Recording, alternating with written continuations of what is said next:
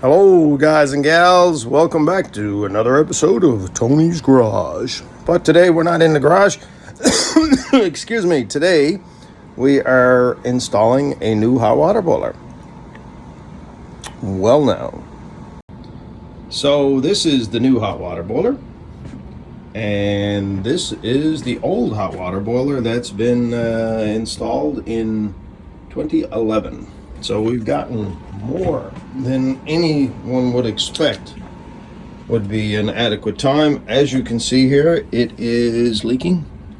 Looks like it's leaking from the bottom heating element. So this is probably one of the simpler things you're going to do, and you damn well don't need to be a plumber. As you can see right now, I have a hose hooked up to the drain plug for the hot water boiler. The process is shut your power off. Go to your breaker, find where it says hot water, shut it off. I clearly have mine shut off. Then turn the water off. There's usually a shut-off valve for where it goes into the tank. Now, you can shut it off right here, like on this one, but I have another one installed just over from this that I used. After you have that done, no water going in the tank, go upstairs in your house then, and usually it's in the basement, go wherever and open up a bunch of hot water taps. That gives it enough air then so that the water can flow out of the tank and drain it. Well, I found that it'll drain a lot faster doing it that way. The next thing I would suggest is to, if you don't already have them on it, is purchase a few of these flex hoses. They have this nice pretty little swivel here so it'll screw on easy, and they have the shark bite ends on it, so you don't need to be a plumber. You just push these fucking things on, and of course they have a shut-off valve with it. So I already have one installed on my cold water intake.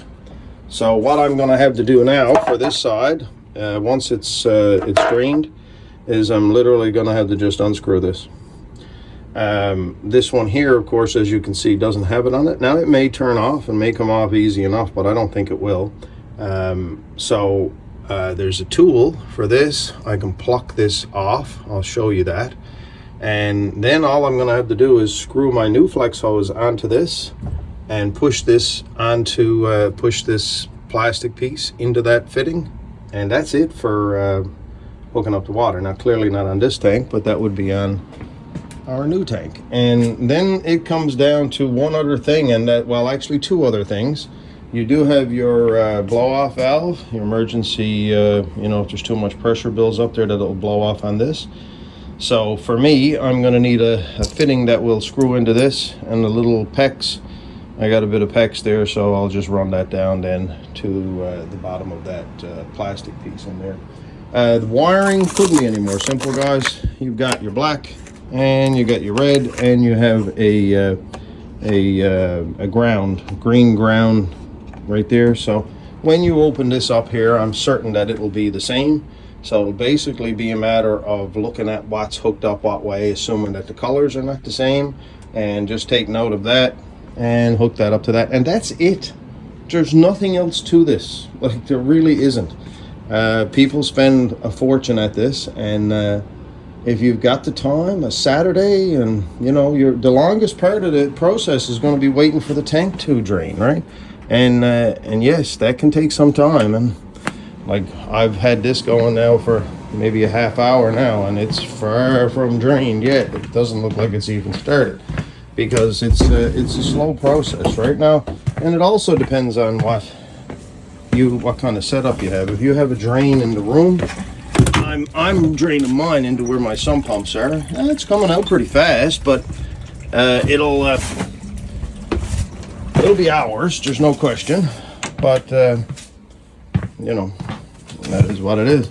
But I mean, I know for a plumber to come in, if you called the local company, I would expect that you're going to be into $500 to have one replaced, and plus the cost of the tank, So, it's a fairly expensive thing to have done. But anyway, that's pretty much the short of it. So to do a recap. Okay, so we are now into the removal process. I now have the hot water boiler emptied, and as you can see, it like just a little push on it, it weighs nothing, so very easy to remove once it's done. So what I'm going to do now is I'm going to go out in my garage and get a dolly that I have, and I'm going to hook the dolly onto it and pluck the fucker out, right? It should not be much of an issue. So that's where we are, and then I'm going to I got it out of the pan. I thought that was going to be a big issue, but when the little bit of water on the floor, that was more from the pan because of it was leaking, and the pan had caught the water. But of course, trying to get it out of the pan by yourself is not that easy. So I'm just going to get the dolly now, and I'm going to pluck that out, and then I'm going to clean out the pan and get it all set up for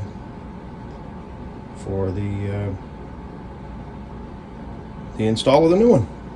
Well, she's all done. I still have to straighten up the electrical wire there, but as you can see, the two flex hoses and the all right, nice and pretty. No leaks, no water anywhere here. Everything is dry as a bone. That's sweet. I used the dolly to put the dolly under the old hot water boiler, and I just wheeled her right out here, and now she's outside the door here, still on the dolly. Actually, you can see the handles. Simple job. The only thing is, you need to remember to turn the power off, turn the water off, hook up your drain, open up your taps upstairs to give her some air, and then drain the baby out, get all the water out of it as much as you can, and it's easy to maneuver. The other thing is before you turn the power back on, you need to make sure your tank is full, then flick your power on. I don't think it'll make that much difference, but I think that's smart, so you don't have your elements kicked in with no water around them. That's it. That's the end of it, bro. You've seen that this one came without a spout here for your pressure release. So I had to buy this fitting here and put one little crimp with some 1/2-inch pipe on it. Real simple job. And that's it. That's the whole thing with installing a new hot water boiler. Simple job, anyone can do it. Good morning, guys and gals. I have to include this and had to do an update on my install because as you can, if you're watching this now, you've just seen that I said that I didn't think it made a difference. Well, it makes a huge difference when it comes to turning the power on before you make sure your tank is full. And here's what happens. I didn't know that I've never done it before. I've installed lots of hot water boilers, and I guess I had a brain fart on this one. And it cost me a considerable amount of time and like $30 because I actually burned out the top element. So here's a picture of that right now.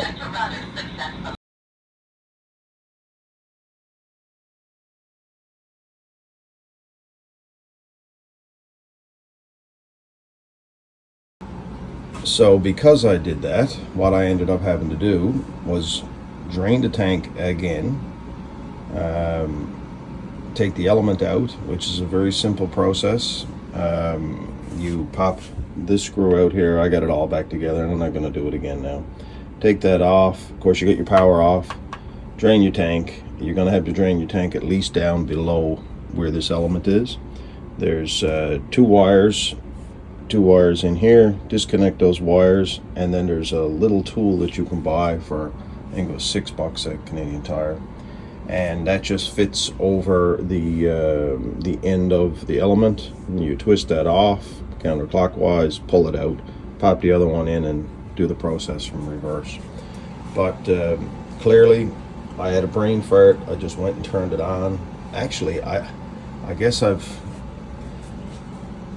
I never had it happen to me before because I don't know if I was more careful with it or what, but I can tell you right now, 100%, you will burn out your top element for sure, and probably your bottom element, and maybe even do some other damage. So my brother, who has done a lot more of this, he suggested what he does all the time is he disconnects the power when he's doing this, clearly. I got the power turned off. When he puts the tank in, he doesn't even reconnect the wiring. He says no, just so he'll avoid this bullshit.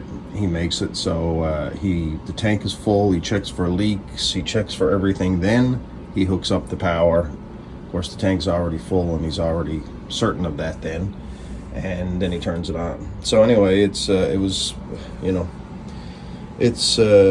certainly a very good tidbit of information for anybody who's interested in doing this, that you must make sure your tank is full before you turn the power on. If you don't, you are likely going to end up into something like I did. It's not a huge big deal because they're simple to work on anyway, but at the same time, it's a hassle that you don't need. I ended up having to redrain this tank and go through the whole process again.